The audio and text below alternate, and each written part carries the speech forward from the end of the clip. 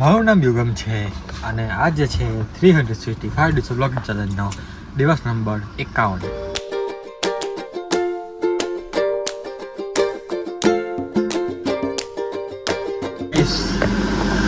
સવાર પડી છે, સવારના 7:30 ઉપર જ ઉઠ્યું છે, 7:45 જેવું.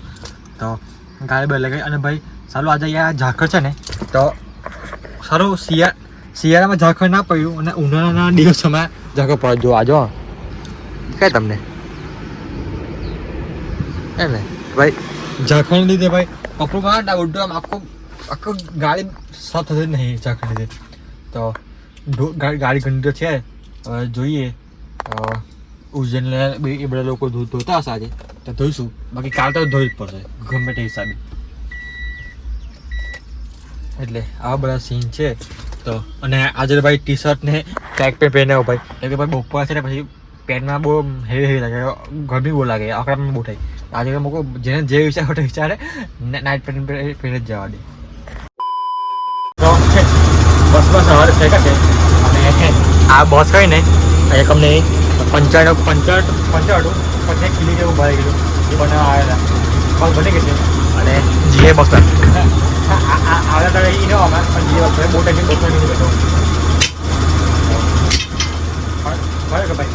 આ જે બસ છે ટ્રક છે એ પણ ડ્રાઈવરની ભાઈ જિંદગી અઘરી કે અમુક મહેનતવાળી મહેનત શોખ છે.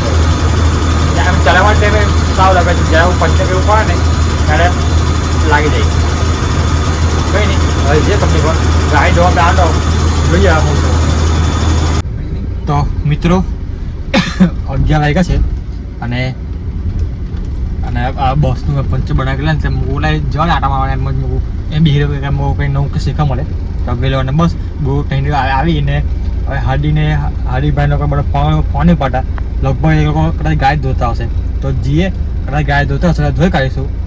એટલે એ લોકો ધોતા હશે તો ધોઈ કાઢ, બાકી આપણે એકલામાં અત્યારે નહીં ધોવે, કેમ કે ઘણી આપણે એકલા ધોતા નહીં મજા આવે ને.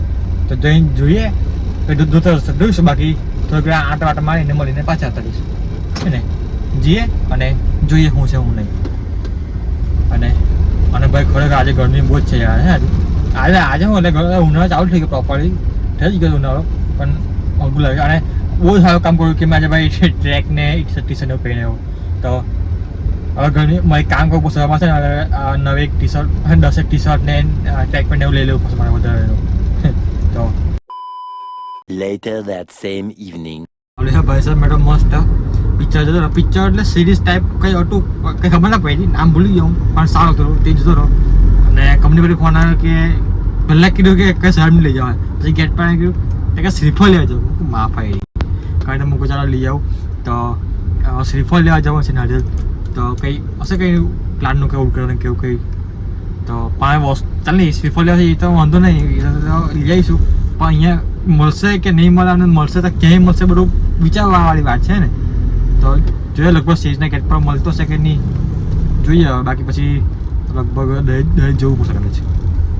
વાંધો નહીં ચાલો. તો એમ તો મળી ગઈ નારિયેલ, મને લાગતું નહોતું કે એની વહેલા મળે, પણ એક પહેલી વાર તો ના જ મળ્યા. પછી એ બધી જગ્યાએ પૂછ્યું, એ બેને પૂછ્યું કે કાંઈ મળશે, તો પછી આ જગ્યાએ પૂછો. હવે ખબર પડે કે આ જગ્યાએ પણ મળશે નારિયેલ લેવું તો વાંધો નહીં આવે.